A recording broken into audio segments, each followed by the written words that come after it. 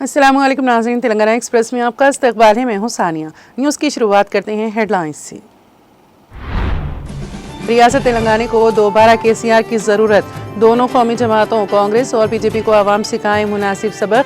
करीमनगर के डॉक्टर जोड़े की बीआरएस में शमूलियत। कारगुजार सदरी केटीआर का खिताब।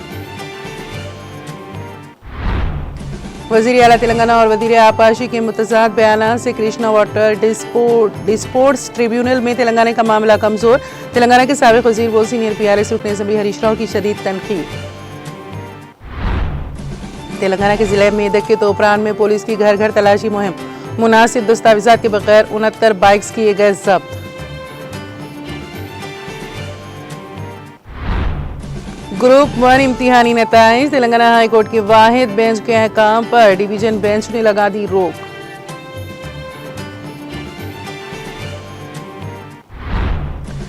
तेलंगाना में आज़ा का अतिया देने वालों की तादाद में इजाफा। आज़ा अतिया करने की अहमियत को उजागर करने बेदारी प्रोग्राम किए जा रहे मुनक़द।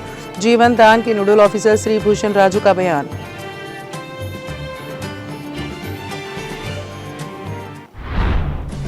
बैटिंग ऐप्स के खिलाफ तेलंगाना सीआईडी के मुल्क के मुख्तलिफ मुकामात पर छापे। 7 मुलजिमीन गिरफ्तार।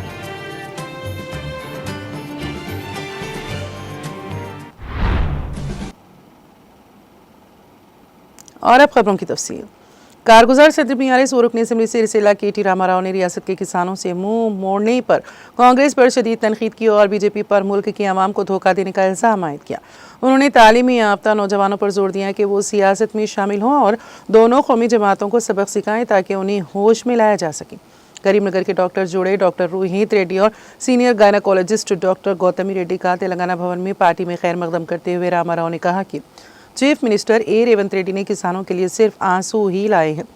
उन्होंने कहा कि किसान डिक्लेरेशन के नाम पर किसानों से बड़े बड़े वादे करने वाले राहुल गांधी रियासत में किसानों की हालत इज़हार पर खामोश हैं। उन्होंने सूर्यापेट में यूरिया का मुतालबा करने वाले किसानों पर पुलिस के हालिया हमले का हवाला दिया, जहां एक कबायली नौजवान को 3rd डिग्री टॉर्चर का निशाना बनाया गया, जो हुकूमत के बेशर्माना तर्ज अमल का सबूत है। केटीआर ने इस्तफसार किया कि क्या यही मोहब्बत की दुकान है जिसका राहुल गांधी ने वादा किया था।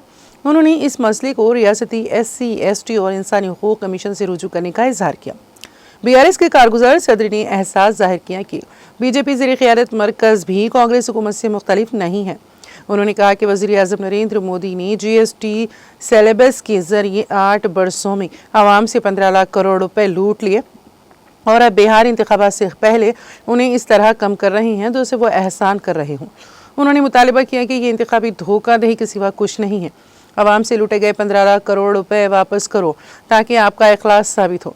उन्होंने बीजेपी हुकूमत के काले धन की वापसी, किसानों की आमदनी दुगनी करने, सबके लिए मकानात और बुलेट ट्रेनों के वादों को याद दिलाया। उन्होंने LPG सिलेंडर की कीमतें 350 रुपये से बढ़ाकर 1200 रुपये और पेट्रोल की कीमत 65 रुपये से बढ़ाकर 110 रुपये करने और फिर भी मजहब के नाम पर वोट मांगने पर बीजेपी का मजाक उड़ाया। उन्होंने रिमार्क किया कि भगवान राम ने बीजेपी की आवाम मुखालिफ हुक्मरानी पर इसे अयोध्या में सजा दी। रामाराव ने नरेंद्र मोदी और आंध्र प्रदेश के वज़ीर आला चंद्रबाबू नायडू के लिए खुफिया वज़ीर आला के तौर पर काम करने और जानबूझकर मेडीगड्डा की मरम्मत में ताख़ीर करने पर रेवंत रेड्डी को तनकीद का निशाना बनाया। बीआरएस की इंतखाबी नाकामी का एतराफ़ करते हुए उन्होंने कहा कि पार्टी कायदीन साबिक़ चीफ मिनिस्टर के चंद्रशेखर राव के अच्छे काम की वजाहत नहीं कर सके। ना तो हमारे लीडर केसीआर और ना ही अवाम ने हमें नाकाम किया, बल्कि हम खुद लीडरों के तौर पर नाकाम हुए।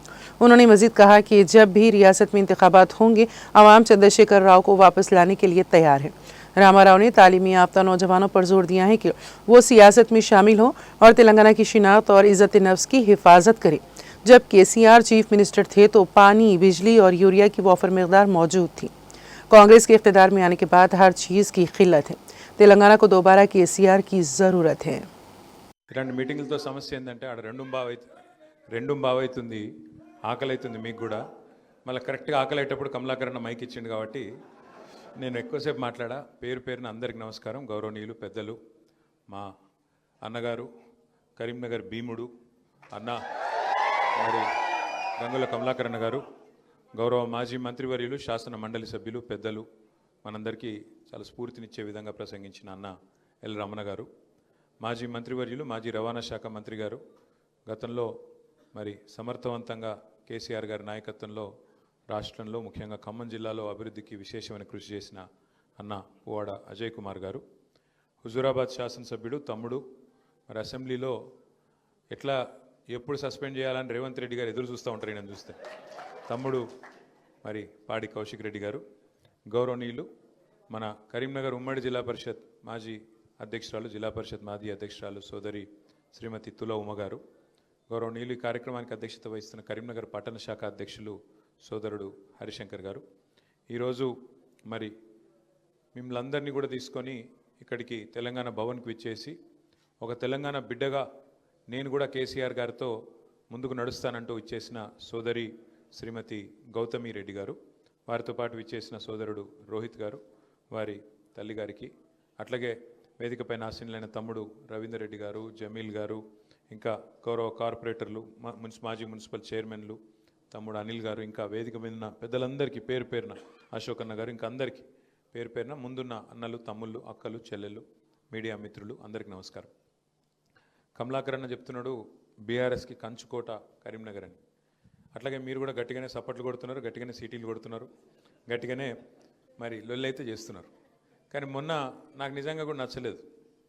కమలాకర్ అన్న చేసిన పనికి ఆయనకు వచ్చిన ఓట్లకు ఆయనకు వచ్చిన మెజారిటీకి అయితే సంబంధమే లేదు. ఇంత పని చేస్తే నేను కరీంనగర్లో నేను ఒక దశలో అసూయపడ్డా. ఒకరోజు ఇక్కడను ఒక సోదరుడు మా సిరిసిల్ల కాన్స్టిట్యున్సీ ఆయన మీ దగ్గర ఉంటాడు, కరీంనగర్లో ఉంటాడు. ఏదో ఫంక్షన్కి పిలిస్తే నేను వస్తే ఆ గలీలన్నీ తిప్పుకుంటా తీసుకుపోయాడు కమలాకరణ. ఈ రోడ్డు చూడు, ఆ రోడ్డు చూడు, ఒక్క దగ్గరన్నా ఒక చిన్న నొక్కువాడ కూడా ఎంత బాగా చేసిన చూడు అనుకుంటా అన్నీ తిప్పుకుంటా తీసుకుపోయాడు. నేను అనుకున్న మనసులో అచ్చా ఈసారి కమలాకరణ ఖచ్చితంగా 40-50 వేల ఓట్ల మేటతో గెలుస్తాడని. కానీ డబ్బలు తెరిస్తే ఏమైంది మరి?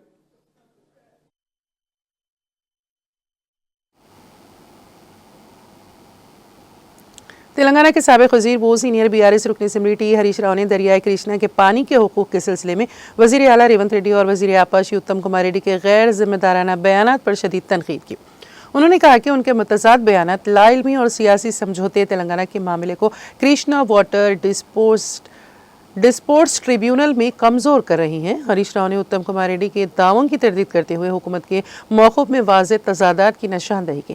जहां उत्तम कुमार रेड्डी ने पहले 763 टीएमसी एफटी पानी महफूज करने का जिक्र किया, वहीं रेवंत रेड्डी ने आंध्र प्रदेश से 500 टीएमसी एफटी के लिए एनओसी नो ऑब्जेक्शन सर्टिफिकेट तलब किया और बाद में दावा किया कि रियासत का हक 904 टीएमसी है। उन्होंने कहा कि हर लफ्ज़ अहमियत रखता है और उनकी लाइल्मी तेलंगाना को खतरनाक सूरत हाल में डाल रही हैं।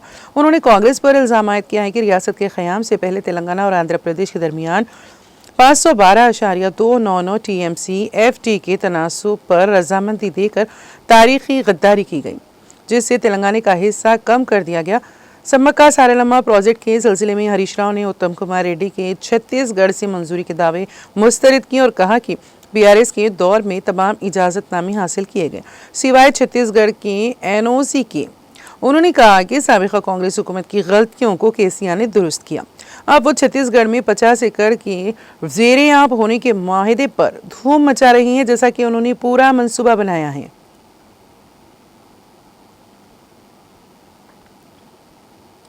तेलंगाना के वजीर ट्रांसपोर्ट व इंचार्ज वजीर हैदराबाद पूनम प्रभाकर ने कहा है कि हैदराबाद में गुज़िश्ता चंद दिनों से हो रही बारिश मुश्किलात पैदा कर रही है।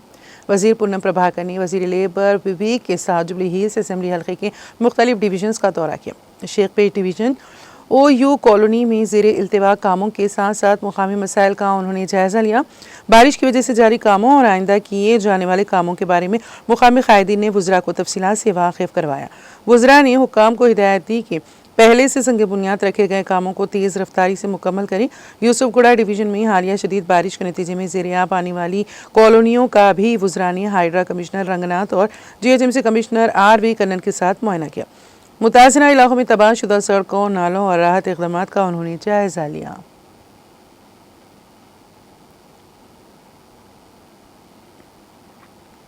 तेलंगाना में ग्रुप 1 इम्तिहान के नताइज पर तेलंगाना हाई कोर्ट की वाहिद बेंच के अहकाम पर डिवीजन बेंच ने रोक लगा दी। इस मामले की आइंदा समाअत आइंदा माह की 15 तारीख को होगी। तेलंगाना पब्लिक सर्विस कमीशन की जानिब से दाखिल करदा अपील पर डिवीजन बेंच ने आज ये हुक्म इल्तिवा जारी किया। इस मामले पर हुकूमत की जानिब से एडवोकेट जनरल सुदर्शन रेड्डी ने दलाइल पेश किए। अदालत ने कहा कि पर्चों की दोबारा जांच सर्विस कवायद की बुनियाद पर होनी चाहिए। अदालत ने कहा कि 14 साल बाद ग्रुप 1 मीन्स इम्तिहानात मुनक़्क़िद किए जा रहे हैं। बेंच ने दरख्वास्त गुजारों को हिदायत दी कि वो बेकायदगियों के सबूत पेश करें। वाज़ेह है कि हाल ही में सिंगल बेंच ने ग्रुप 1 के हतमी नंबरों की फहरिस्त और जनरल रैंकिंग मंसूख करने का फैसला दिया था। अदालत ने हिदायत दी थी कि मेंस के जवाबी पर्चों की अंदरून 8 माह जांच की जाए या बासूरत दीगर इम्तिहानात को मनसूख करके दोबारा मुनक़्क़िद किया जाए। TGPSC ने सिंगल बेंच के फैसले के खिलाफ डिवीजन बेंच में अपील दायर की थी। इस पर हाई कोर्ट के डिवीजन बेंच ने समाअत के बाद रोक लगाने का हुक्म जारी कर दिया। चीफ जस्टिस JK सिंह ने वाज़ेह किया है कि हतमी फैसले के बाद ही तकर्रुरात किए जाएं।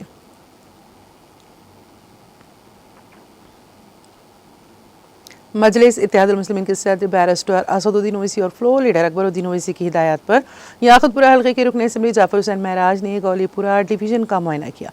पटेल नगर में 8 लाख रुपए के CC रोड के कामों का जायजा लिया गया और बारिश की नशेब व फराज वाले इलाकों में पानी जमा होने के मसाइल को हल किया गया।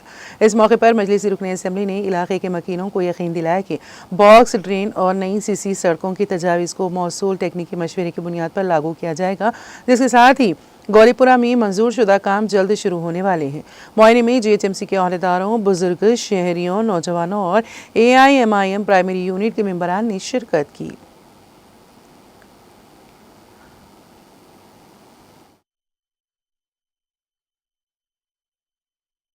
आज Yakutpura assembly constituency Gaulipura division का एक तफसीली दौरा किया गया। पटेल नगर के अंदर एक CC रोड का काम हुआ है जिसकी लागत 8 लाख रुपए है। उसके अलावा यहाँ पे जब भी बरसात आ रही, ऊपर से जो पानी आ रहा उसकी तरफ से यहाँ पे लो लेइंग एरिया रहने की तरफ से काफ़ी लोगों को यहाँ पे तकलीफ़ हो रही और वो एक डेड एंड पे जाके रेलवे ट्रैक है, रेलवे ट्रैक करने बिल्कुल एक छोटा सा होल है वहाँ से, तो पानी उतरने में लोगों को तकलीफ़ हो रही, जिसमें यहाँ की आवाम को काफ़ी दुश्वारी और दिक्कत आ रही थी। जिसके इंस्पेक्शन के लिए मैं नकीब मिल्लत बैरिस्टर असदुद्दीन ओवैसी साहब की ख़ास इंस्ट्रक्शन पे और हबीब मिल्लत अकबरुद्दीन ओवैसी साहब की क़यादत के अंदर आया। आज पूरे एरिया का मैं दौरा किया हूँ। यहाँ पर हमारे साथ में तमाम हमारी न सिर्फ पार्टी के ज़िम्मेदार बल्कि लोकेलिटी के पूरे लोग मौजूद है।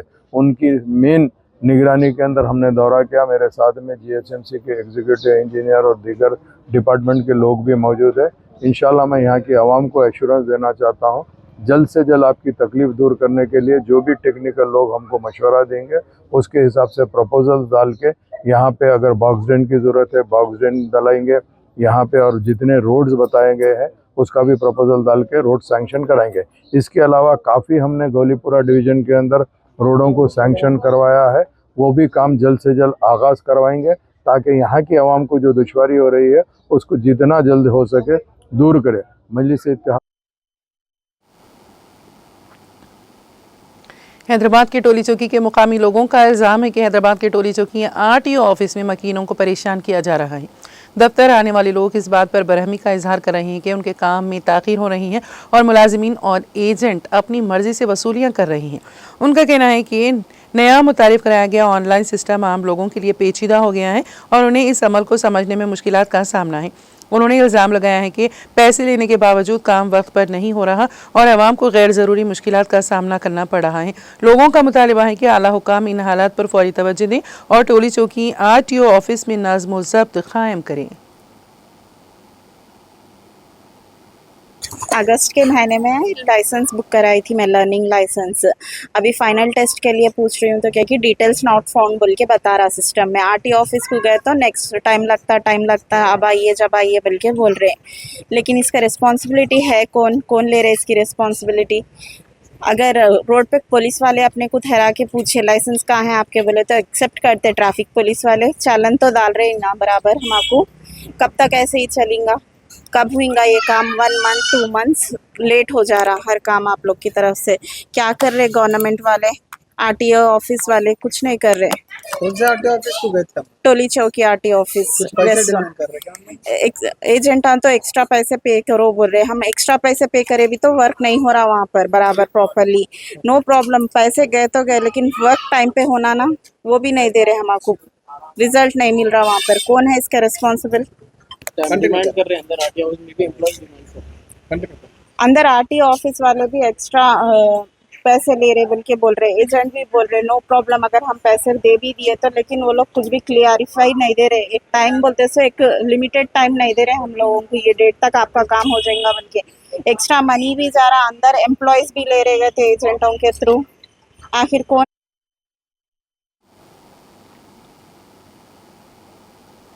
बुध के रोज कुकटपल्ली के एमएलए माधवरम कृष्णा राव ने कॉरपोरेटर ए रविंदर रेड्डी के साथ बालनगर डिवीजन के तहत दिलकुश नगर में पहला महिला मंडल इमारत का इफ्तिताह किया। इस मौके पर एमएलए माधवरम कृष्णा राव ने कहा कि बीआरएस पार्टी इंतजामिया के गुज़िश्ता 10 सालों के दौरान उस वक्त के चीफ मिनिस्टर केसीआर की क़यादत में कई तरक्याती प्रोग्राम मुनक़द किए गए। मेन रोड की तामीर जो कई दहाइयों से दिलकुश नगर के मकीनों के लिए ख्वाब बनी हुई थी, मुकम्मल हो गई हैं। अंदरूनी सीसी सड़कें, नक्कासियाब और पीने के पानी का काम मुकम्मल कर लिया गया है। कांग्रेस पार्टी की हुकूमत बनने के बाद एक भी तरक्याती प्रोग्राम को आगे नहीं बढ़ाया गया है। लोग पहले ही केसीआर के इंतजामिया को याद कर रहे हैं और सोच रहे हैं कि तरक्की तब ही होगी जब बीआरएस पार्टी दोबारा इख्तिदार में आएगी। इस प्रोग्राम में मुकामी खवातीन, कॉलोनी एसोसिएशन के अरकान और बीआरएस पार्टी के कायदीन और कारकुनान ने शिरकत की।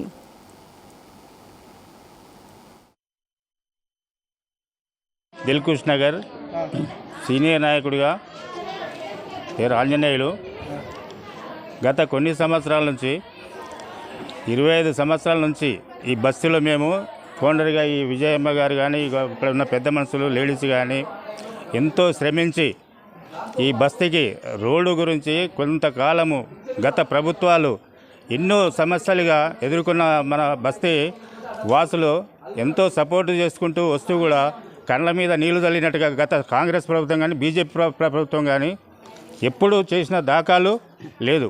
ఎప్పుడు వచ్చిన టైము వినియోగించుకొని వాళ్ళ ఓట్ల గురించి వినియోగించుకొని పోవడం తప్ప వేరేది ఇప్పటివరకు ప్రజలకు చేసింది ఏమి లేదు. మా తెలంగాణ వచ్చిన తర్వాత మనకు రోడ్ అంటే ఒక ఎమ్మెల్యే స్థాయి కాదు, అది మినిస్టర్ లెవెల్ వచ్చేది. అప్పుడు ఏదో మినిస్టర్ వాళ్ళ చుట్టూ బేకర్గా తిరిగిన ఇటు వాళ్ళు బీజేపీలతో తిరిగిన ఎవరితో తిరిగినా కాలేదు. అదే ఇప్పుడు మా మాధవరన్న కృష్ణ ఐద్వాలో పనిచేశాను. ఆల్ ఇండియా డెమోక్రటిక్ ఉమెన్స్ అసోసియేషన్లో నేను ఒక నెంబర్ని, మేడ్చల్ జిల్లా కమిటీ నెంబర్ని. 99 నుండి కూడా నేను ఇక్కడ దిల్కుష్ నగర్లో ఉన్నాను.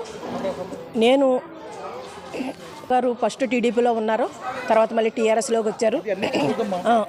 కూకట్పల్లి నియోజకవర్గంలో భాగమైన బాలానగర్ మండలంలో ఒక దిల్కుష్ నగర్ అనే ప్రాంతంలో గతంలో కమ్యూనిటీ హాల్ మేము కట్టించాము. మహిళలందరూ मेलारदेपल्ली पुलिस ने 9 लाख रुपए की सुपारी की पेशकश के बाद एक शख्स के कत्ल की साजिश को नाकाम बनाया है। तफसीलात के मुताबिक वट्टेपल्ली का एक शख्स और इमरान खान पुरानी गाड़ियों की खरीद और फरोख्त का कारोबार करते थे, लेकिन अपने कारोबार पर झगड़े की वजह से वो अलग हो गए थे। 1 साल कबल शेख आमिर, मोहम्मद सोहेल और कुछ दीगर अफराद ने इमरान खान को कत्ल करने की नीयत से उनके घर पर हमला भी किया था। मेलारदेपल्ली पुलिस स्टेशन में मामला दर्ज किया गया था। पुलिस ने शेख आमिर, मोहम्मद सोहेल और दीगर को गिरफ्तार करके जेल भेज दिया। मुलजिमान के कब्जे से कत्ल में इस्तेमाल की गई अशिया जब्त कर ली गई और असल मास्टरमाइंड इमरान खान को उसके घर से गिरफ्तार कर लिया गया और उसके कब्जे से एक मोबाइल फ़ोन बरामद किया गया। SHO मेलारदेपल्ली नरेंद्र और क्राइम इंस्पेक्टर मकसूद, SI T Peddie Naidu, SIP और SIP विश्वनाथ रेड्डी और PC वेणुगोपाल रेड्डी, विष्णुवर्धन रेड्डी, वंशी कृष्णा मुख्तार ने फैसले के मुताबिक मुलजिमीन को गिरफ्तार कर लिया और इस साजिश का पर्दा फाश किया और उन्हें दोबारा जेल भेज दिया गया। बारजा पुलिस ने मीडिया को इस सिलसिले में तफसीलात से वाकिफ करवाया। तारीख रात 8 बजे, अंदाजा 8 बजे टाइम पे थोड़ा लोग एक आदमी की मर्डर करने के लिए वट्टेपल्ली नाइस होटल खाने फिर रहे बोल के हमारा इंफॉर्मेशन खबर मिला। उसके ऊपर हमारा स्टाफ SIs हम पूरा लोग जाके 2 आदमी की पकड़े वहाँ रेड करके। इसमें साइफ और श्रीराम बोल के 2 आदमी मिला। ये श्रीराम होमगार्ड का काम करते फलकनामा पुलिस स्टेशन में। सैफ एसी टेक्नीशियन है। 2 आदमी मिला, 3 आदमी भाग गए पुलिस वालों को देख के। ये 2 आदमी की इंट्रोगेशन करके हम समाचार लिए तो एक इमरान खान बोल के डायमंड हिल्स में रहता शास्त्रीपुरम में, उन्हें उनका अपोजिट वाले एनिमी जो है यासीन बोल के उनको मारने के लिए ये दोनों को पुराना डिस्प्यूट्स है, यासीन को और इमरान खान को। एक 11 महीना पहला इमरान खान का घर के ऊपर अटैक होता, 2 आदमी मारने के लिए है तो उसके ऊपर वो केस में हम अटेम्प्ट मर्डर केस बुक करके जेल को जाए। मगर जब से इमरान खान को एक डाउट है कौन भी जाए, यासीन भी जाए क्या, हमारा मर्डर डालने की प्लान कर रहे क्या बोल के इन्हें खाली पीली सस्पेक्ट करके इन लोगों को सुपारी पैसे दे तुम बोल के बात करके कल संडे का दिन परसों बरकास एक ग्रेवयार्ड का ने बुला के एक मीटिंग लगाया पूरा लोग। इब्राहिम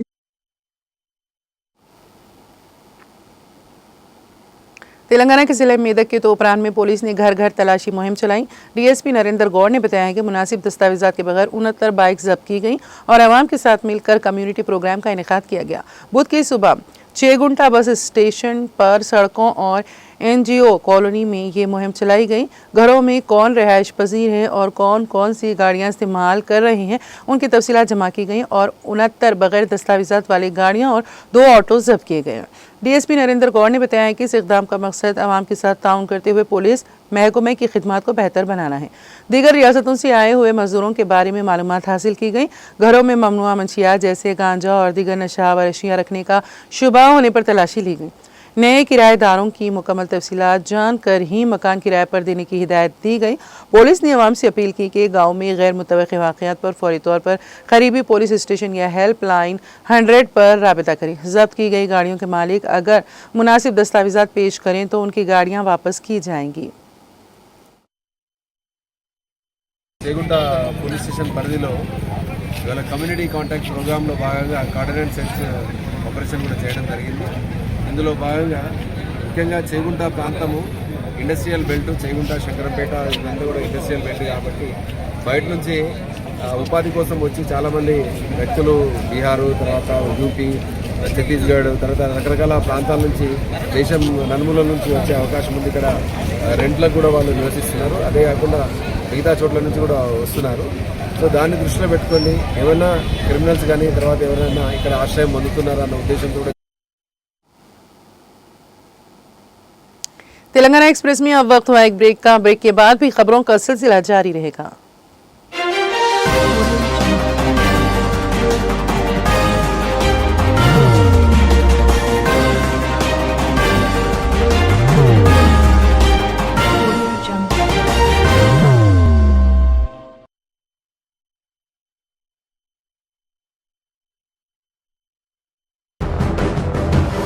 जिंदगी में कितना भी हो मुश्किलों का अंधेरा, रासिक स्टोन से चमकेगा किस्मत का सितारा।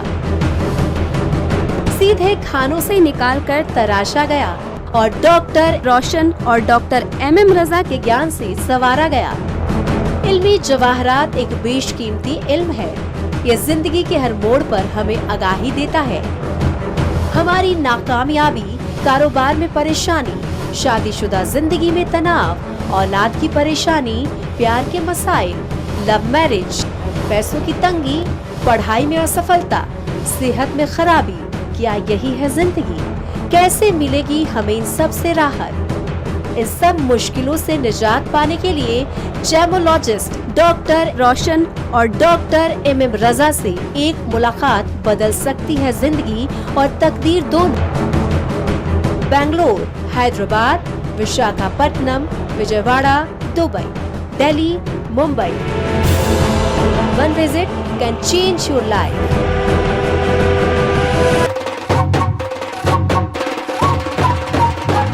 जगमग दिल के तारों में रिश्तों की होगी धुन, सोनिए तू, उखड़िए तू, सबको सुनाने अपने दिल की ट्यून, डार्लिंग दुल्हनिया तुझे, अब रुक मत, ये मोमेंट तेरा है। डार्लिंग दुल्हनिया तुझे। Be the showstopper, be the showrunner. Show how it's done. Come celebrate the Brides of India with Malabar Gold and Diamonds.